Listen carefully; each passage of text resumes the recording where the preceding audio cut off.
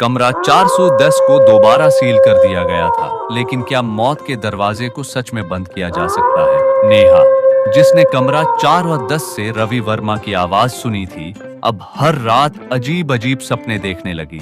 सपने में वह खुद को कमरा 410 के अंदर फंसा हुआ देखती। कमरे में चारों ओर अंधेरा होता और सामने एक धुंधली परछाई खड़ी होती। वही फुसफुसाती आवाज कानों में गूंजती, मुझे बचाओ। हर बार जब नेहा सपने से जागती, उसे अपने कमरे में एक अजीब सी ठंडक महसूस होती। लेकिन असली डरावनी घटना तब हुई जब एक रात वह होटल की रिसेप्शन पर बैठी थी और सामने के सीसीटीवी कैमरे में कमरा 410 का दरवाजा अपने आप खुलता हुआ दिखा। नेहा ने तुरंत होटल मैनेजर को बुलाया और दोनों ने सीसीटीवी फुटेज को ध्यान से देखा। रात के ठीक 3 बजे कमरा 410 का दरवाजा हल्का सा खुलता दिखा और अगले ही पल कैमरे में कुछ अजीब दिखा, एक काली परछाई जो दरवाजे के अंदर खड़ी थी।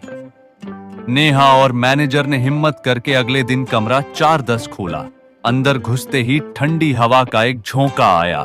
कमरा पूरी तरह खाली था, लेकिन फर्श पर गंदगी में किसी के पैरों के निशान थे, जैसे कोई अभी अभी चला हो। दीवार पर खून से एक नया संदेश लिखा था, अब अगला कौन?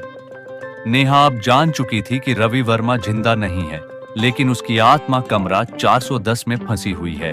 उसने एक तांत्रिक को बुलाया, जिसने कहा, कमरा 410 एक प्रेत लोक का द्वार बन चुका है। जब तक रवि की आत्मा को मुक्त नहीं किया जाएगा, तब तक मौतें होती रहेंगी।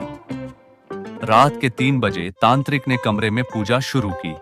जैसे ही मंत्रों का जाप तेज हुआ, पूरा कमरा हिलने लगा। अचानक आईने में एक चेहरा उभरने लगा, रवि वर्मा का। उसकी आंखों में खौफ था। उसने तांत्रिक की ओर देखा और कहा, मुझे यहां से निकालो, वो मुझे जाने नहीं दे रही। रवि की आत्मा की बात सुनकर नेहा ने हिम्मत जुटाई और पूछा, कौन तुम्हें रोक रहा है? आईने में रवि के पीछे अचानक एक और परछाई उभर आई, वही महिला की आत्मा जिसकी हत्या हुई थी। उसने गुस्से में कहा, कोई यहां से नहीं जा सकता, यह कमरा अब मेरा है।